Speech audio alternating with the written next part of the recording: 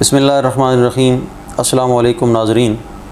ہمارے گزشتہ پروگرام پہ بہت سارے لوگوں نے مختلف ذرائع سے ہمارے ساتھ رابطہ کیا اور ہمارے پہلے پروگرام کو بہت زیادہ سراہا اور پسند کرنے کے ساتھ ساتھ اس بات پر زور دیا کہ ویڈیوز پروگرام کا یہ سلسلہ ایک باضابطہ نام اور تشخص کے ساتھ جاری رہنا چاہیے۔ آپ سب کی طرف سے پسندیدگی کا اظہار بہت اچھا لگا، آپ کا شکریہ ادا کرتے ہیں۔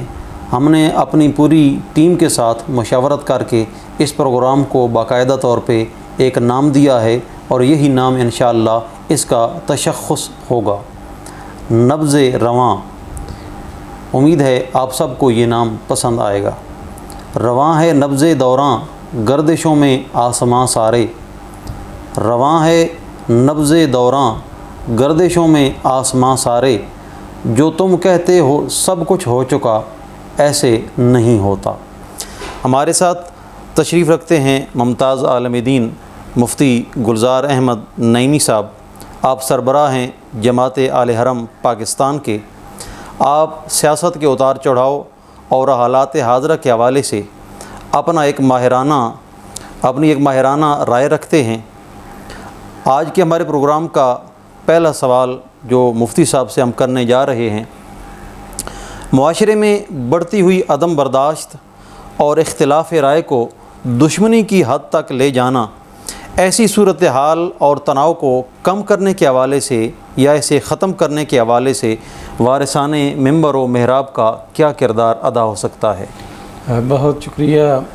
جناب سیالوی صاحب، اور یہ ایک بڑا اہم سوال ہے اور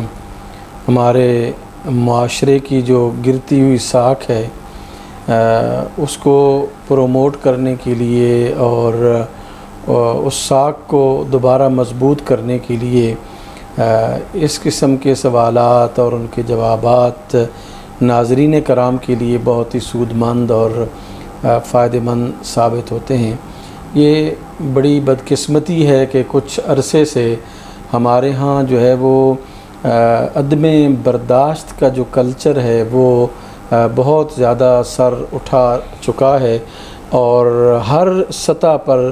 آپ دیکھتے ہیں کہ عدم برداشت کے جو رویے ہیں وہ ڈیولپ ہونا شروع ہو گئے ہیں، اور ہر شخص آپ کو جو ہے وہ غصے سے بھرا ہوا نظر آتا ہے، چاہے وہ باپ ہو، چاہے وہ بیٹا ہو، چاہے وہ شاپ کیپر ہو، چاہے وہ گاہک ہو، چاہے وہ ڈرائیور ہو،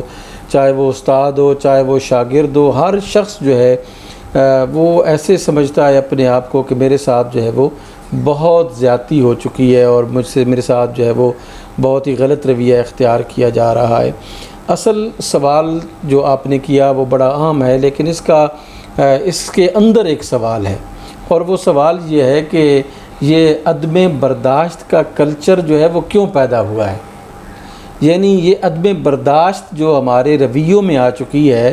یہ کیوں ہے؟ اس کی وجوہات کیا ہیں؟ بہت اعلیٰ نقطہ ہے۔ یہ جو ہے وہ اس کو جاننا بڑی ضروری ہے، اور پھر علماء کرام کو جو ہے وہ ان وجوہات کو بیان کرنا بہت ضروری ہے کہ ہم جو ہے وہ بہت تیزی سے عدم برداشت کے رویوں کو کیوں اپنا رہے ہیں۔ میرے خیال کے مطابق اور میری ناقص معلومات کے مطابق میں یہ سمجھتا ہوں کہ جو معاشرہ اپنی روایات اور ٹریڈیشنز کو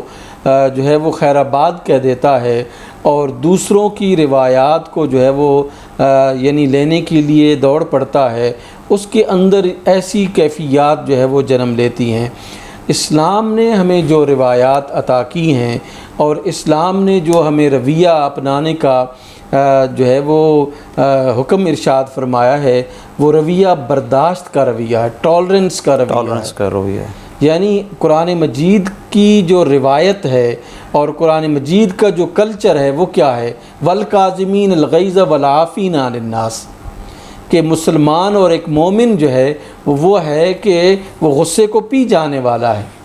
اور لوگوں کو معاف کر دینے والا ہے۔ رسول اکرم صلی اللہ علیہ وآلہ وسلم نے جو ہمیں رویہ جو ہے وہ عملی شکل میں ہمیں عطا فرمایا ہے اپنی مبارک سیرت کی روشنی میں، اس میں بھی یہی ہے کہ آپ جو ہے وہ یعنی مشکل ترین حالات کو بہت ہی خندہ پیشانی کے ساتھ برداشت فرمایا کرتے تھے۔ اور یعنی اس برداشت کے رویے کو جو ہے وہ یوں آپ صلی اللہ علیہ وآلہ وسلم نے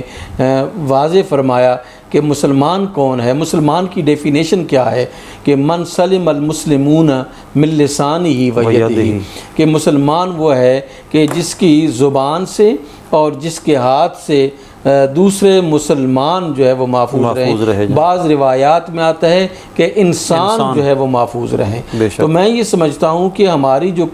کلچر ہے، ہماری جو روایات ہیں، ہم ان کو خیر آباد کرتے چلے جا رہے ہیں، اور وہ انگزائٹی اور اضطراب اور پریشانیوں کا جو کلچر ہے، جس نے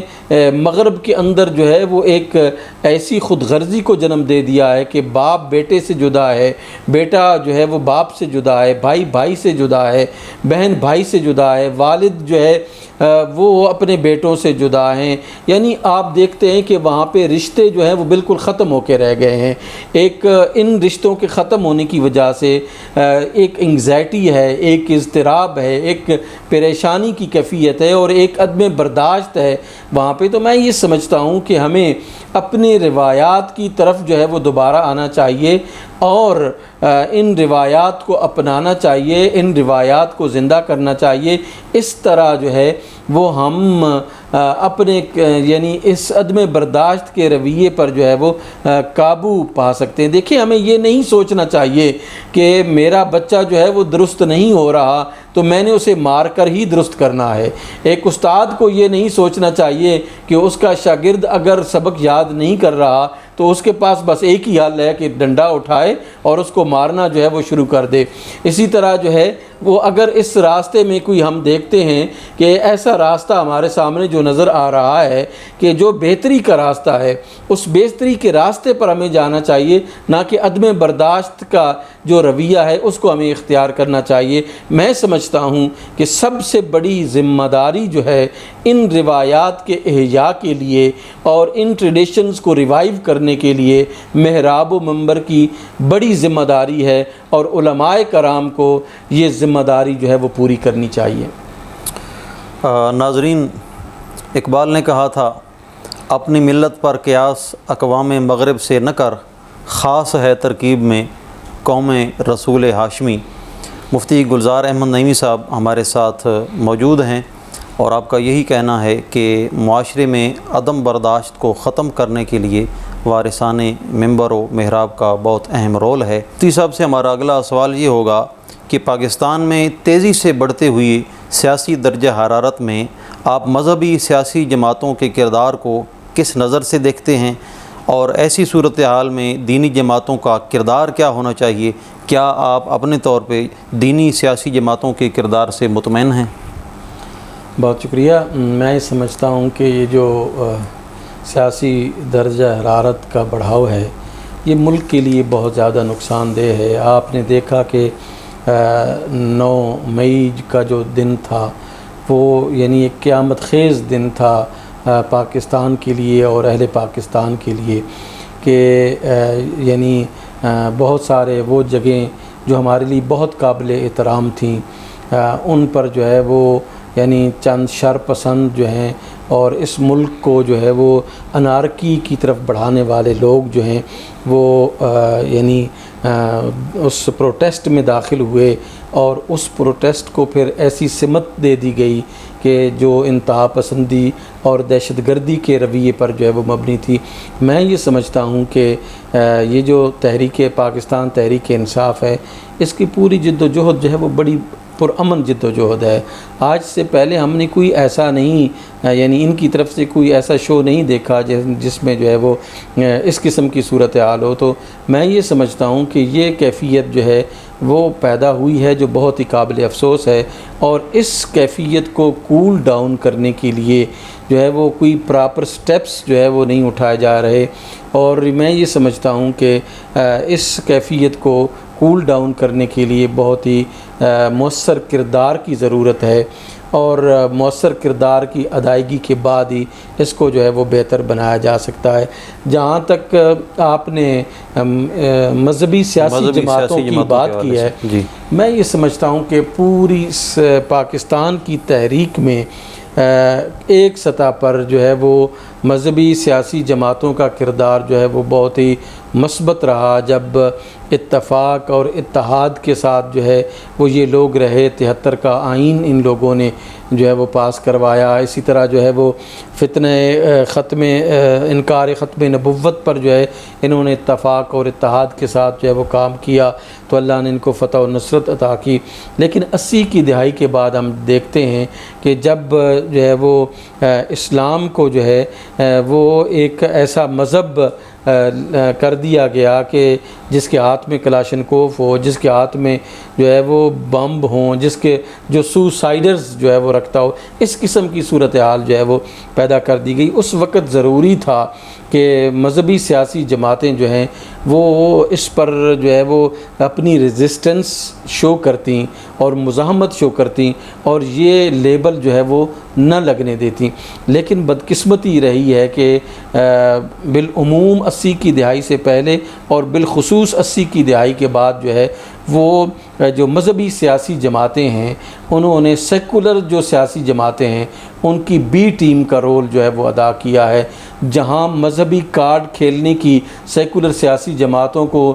ضرورت پڑی، ان مذہبی جماعتوں کو جو ہے وہ بے دریغ استعمال کیا گیا۔ یعنی یہ کہا گیا کہ اب جو ہے وہ اسلام کو خطرہ ہے، تو اس وجہ سے جو ہے وہ ان مذہبی جماعتوں کو جو ہے وہ لایا جائے۔ اسی وجہ سے آپ دیکھتے ہیں کہ پاکستان میں اسلام جو ہے وہ بہت کمزور حیثیت کی طرف جو ہے وہ گامزن ہے۔ اسلامی روایات پر جو ہے وہ براہ راست مغرب کا حملہ ہے، اور اس حملے کو روکنے کے لیے ان مذہبی سیاسی جماعتوں کا رول جو ہے وہ بہت اہم تھا جو انہوں نے ادا نہیں کیا۔ یعنی کتنے ظلم کی بات ہے کہ ایک طرف جو ہے وہ وائیولیشن ہوتی ہے،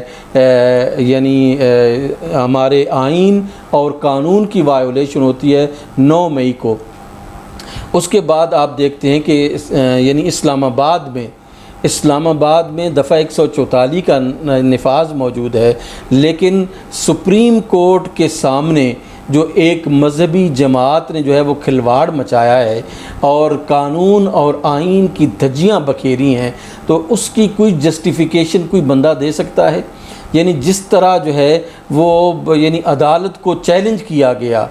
اور بے آبرو کرنے کی کوشش کی گئی، اور جس طرح عدالت کو جو ہے وہ کرٹیسائز اس جلسے میں کرنے کی کوشش کی گئی، تو کیا مذہب جو ہے وہ ہمیں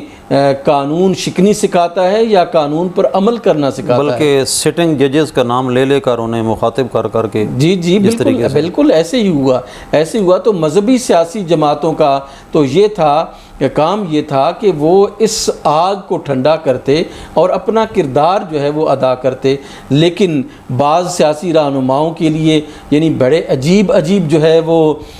یعنی جملے کہے گئے جو ہمارے لیے بحیثیت ایک اسلام کے نمائندے اور دین کے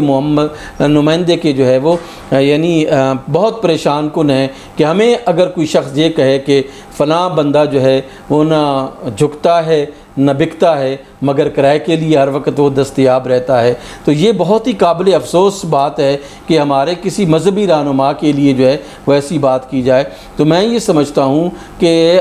مذہبی سیاسی جماعتوں کو ووٹ جو نہیں ملتا، ان کو جو قوت نافذہ سے وہ کوسوں دور ہیں، ان کی اسی ہپوکریسی کی وجہ سے ہے، منافقت کی وجہ سے ہے کہ جہاں ان کی اپنی ذات کا معاملہ آتا ہے، لیڈرز کی اپنی ذات کا معاملہ آتا ہے، وہاں پر جو ہے وہ اسلام خطرے میں پڑ جاتا ہے، اور جہاں پر اسلام کو اصل خطرہ ہوتا ہے وہاں پہ ان کا اسلام جو ہے وہ بالکل خوش و خرم ہوتا ہے، پرامن ہوتا ہے، پرسکون ہوتا ہے۔ تو میں یہ سمجھتا ہوں کہ ان سیاسی جماعتوں کو اپنے قبلے جو ہے وہ درست کرنے چاہیے۔ اگر جو ہے وہ سیکولر